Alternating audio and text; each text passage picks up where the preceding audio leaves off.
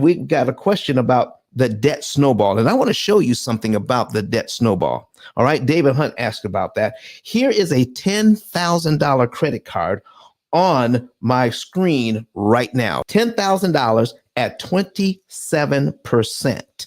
What? 27%? Are you kidding me? Yeah, 27%.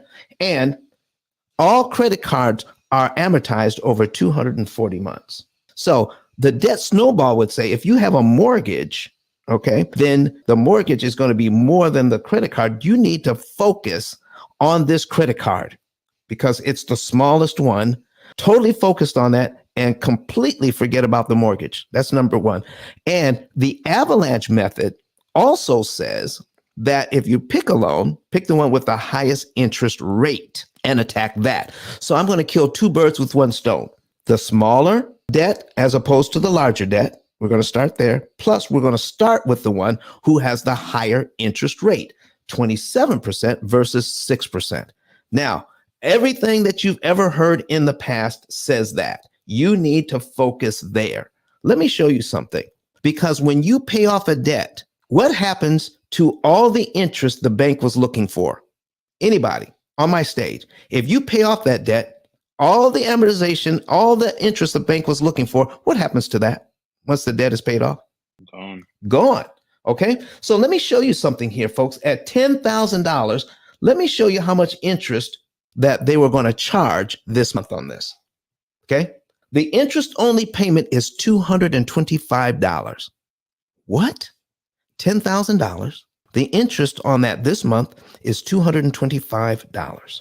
So if you pay off the whole $10,000 right now, you will only save $225. That's it. Pay off the whole $10,000. You don't have to pay the $225 in interest that the bank was looking for. How about that? So let me show you this. But that's interest rate versus interest cost. Interest rate, 27%. Interest cost, $225 because somebody did the math. Let me show you this mortgage here at 6%, $200,000 at 6%. Look how much interest you're going to pay this month, $1,000. How much interest you're going to pay the next month? $999. How much interest you're going to pay the next month? $998. The next month after that, $997. So here's what the debt snowball has you doing. It's totally focusing on that smaller debt, paying it off, saving $225 in interest, where if you prepay $200 on this mortgage, it saves you $999 in interest. Just $200 here saves you nearly $1,000 in interest.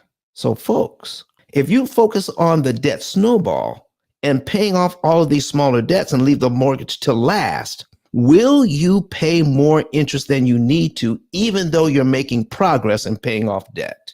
That's what we're talking about today. Now, let me show you what would happen if you took the $10,000 that you're going to pay off on the credit card, oh, Lord have mercy, and save $225. What would happen if you took that same $10,000 and put it on this mortgage?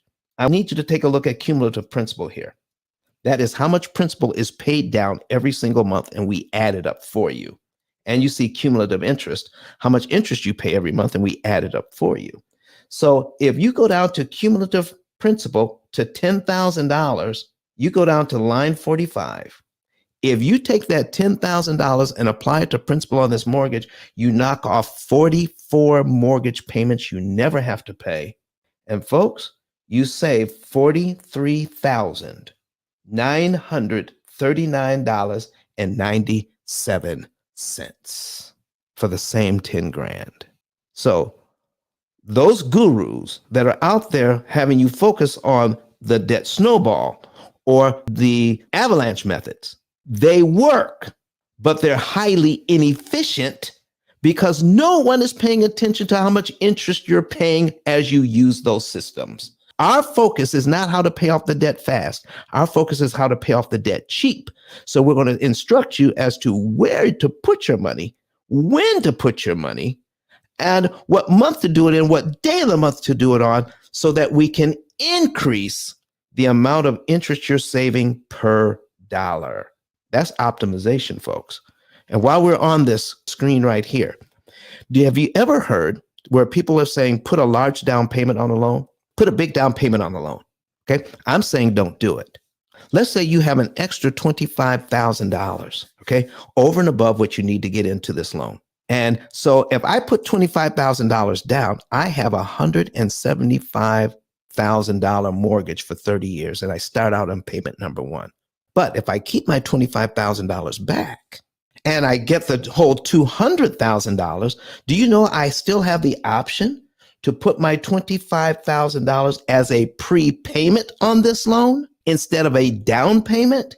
And when I do, look at cumulative principal again, I could take that $25,000, add it to my first payment, and I'm scrolling down till I get to $25,000, and I take off 98 payments with that 25 grand. And I save $92,000 in interest, and I still have $175,000 loan. It's the same thing.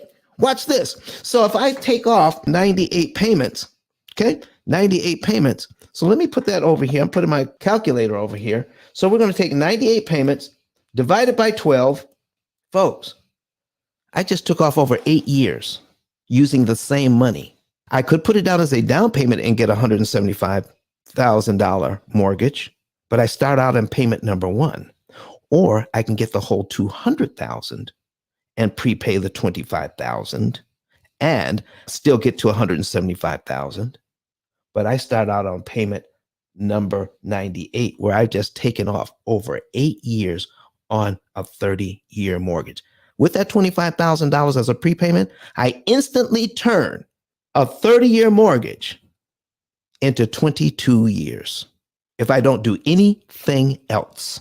Never, ever, ever, ever put a large down payment on a loan, on a mortgage, or a credit card. But Don has some valuable information that can contribute to the quality of a person's life. And it only costs you a few dollars. It's his book. Why not get that? I'm going to go through the P.I.L.L method myself with some of my investment properties. So I'm going to link up with Don, and then I'm going to sit down with him, show him my investment portfolio, and see how I can eliminate interest.